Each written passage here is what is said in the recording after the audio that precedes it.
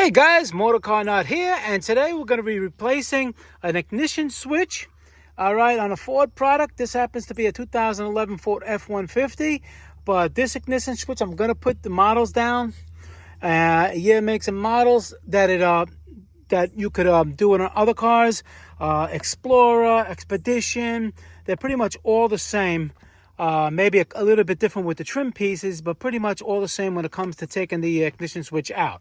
Okay, so for this particular vehicle, 2011 Ford F-150, the ignition switch part number is right there. Okay, and for a part like this in 2024, it's about $60. Don't get the cheap ones. Get a Ford one, because you get a cheap one, you can be in the middle of nowhere, you go to start the vehicle and it's not going to start. Or, I mean, that can happen with a factory part, but factory parts are usually better. And another thing, when you get factory parts, especially online, the big places, I'm not going to call them out, there's two top big places, you probably know what I'm talking about. There's a lot of fakes out there, so you got to make sure. It's hard, but the product that you take out, it has to say Ford on it. Right here. Let me zoom it in. Well, you can pretty much see where it says Ford. You see it? It's backwards. All right, Ford, and it has to have the model number. Usually the fakes, they skip that, and it's usually on like more expensive parts. They probably don't mess around too much with this. Another telltale sign that it's a factory one is the bag itself is going to have little vent holes. Okay. Let me see over here. I don't know if you can see it. It's like you see that little vent hole right here?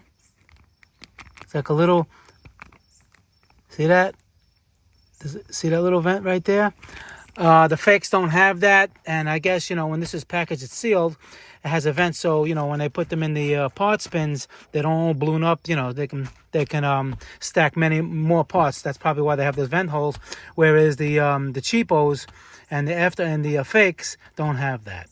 All right, I mean, I can make a video on how to spot things, but right now we're talking about replacing the ignition switch. Now, underneath here, you see that there's going to be 3 screws. They're going to be, you're going to get a 732. Okay, 732. That's these screws right here. Okay, and then on this trim piece, there's 3 screws, 1, 2, and 3, which are going to be, what is that? It's going to be a 1/4 inch. Okay. And what I always do is I always take things apart first to make sure it's the way I'm saying it, instead of, something else is missing in the video. So I want it to go smooth for you guys. So that's what we do. So the first thing you do is you take those off, which I already did. Okay. And the same thing with here, 1, 2, and 3. And then this just pops out. You can use a little plastic tool so you don't mar or scratch the surface. All right. You put it in right about there, and it pops out the clip right there. 1 there, 1 there, and the 3 went on the bottom. Those are the 1/4 inch. Okay, now over here, what you're going to do is you're going to get this tool again and crack it open. Don't scratch it. All right, like that.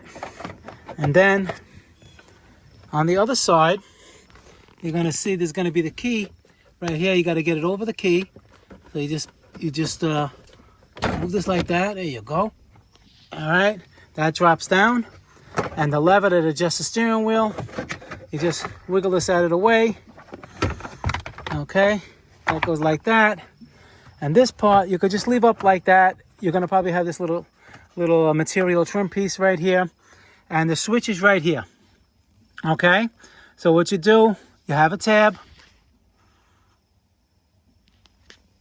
right here. Get a screwdriver and you push the plug out. Okay, now let me show you on the new one. See, the new one goes in like this, right? You see these tabs right here? 1 here and 1 here. Okay, when it's in like this, over here you're going to press down with a screwdriver. You press it down, and then on the bottom,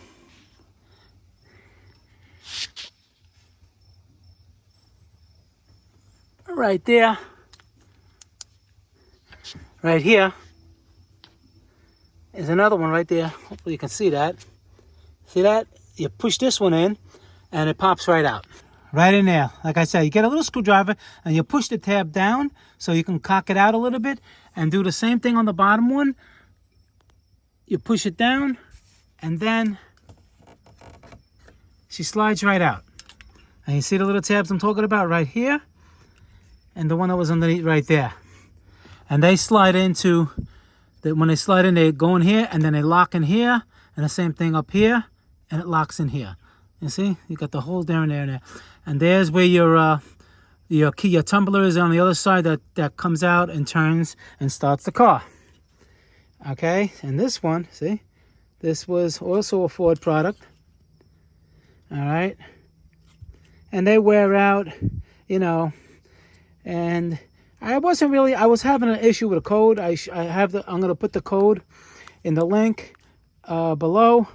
So I figured I'd replace it, and a lot of times you would have to replace the tumbler too. I'm going to make another video on how to replace the tumbler on the other side. But right now, we're getting the new one. Okay?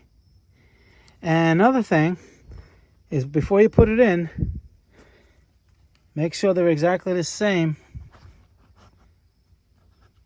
Over here, these turn. So make sure they're exactly the same angle. So when you slide it in, it matches up to this one. All right, so basically it's just a matter of just sliding it in. All right, pushing it in. 1 and 2. Make sure it's tight. Now, like I said, if you push it and it really doesn't, it shouldn't go in with too much resistance. It should just snap in like that one just did. If it doesn't, then like I said, this little thing may be a little bit off. And you just look at the one you took out off and measure it up again like I just said. And then basically you just do the process. You reverse the process of removal. Nice and tight. Make sure it's in there nice and tight. Okay, we put the trim pieces back. I'm going to put the trim pieces back. And there's little tabs here that go in over here. And this locks in on that side and on this side. And you got another tab there. You install this first nice and tight. Make sure it's nice and flush before you put the screws on. Okay, I just want to say there's a little hook here. And that little hook goes onto this bottom piece. So basically you just hook it on and then clamp it shut. This, like over here, over there, on the other side, you put it in and then you just squish it all together. Make sure it clips in nice. You don't want it to bind where the steering wheel is on both sides. Then you put your 7/32s, 3 of them on the bottom, and the 1/4-inch screws, 3 of them on the bottom of this, and you push it back in and it's good. And you check your work. All right, what you do, put the key in. All right, and we're ready to go. So now you don't have to program it, reprogram it. I didn't disconnect the battery, but if you want to disconnect the battery, it's fine, because it may give you a code, and then the code will go away, but you could disconnect the battery if you want. It's probably even better to do that. And that's basically it. Simple, easy peasy. And next video, I'm going to be replacing the lock cylinder. There's codes that come up for those two problems: the ignition switch and the ignition lock tumbler. All right, I'm going to put the links down below, so it's going to be like a complete package. You can watch it if you're having problems with these specific codes. All right, guys, MotorCarNut, please subscribe, hit that like button. Any questions pertaining to the video, leave them below. I answer all my questions, try to help everybody as much as I can. I appreciate all the feedback, and I'll see you guys in the next video. Thank you very much for watching.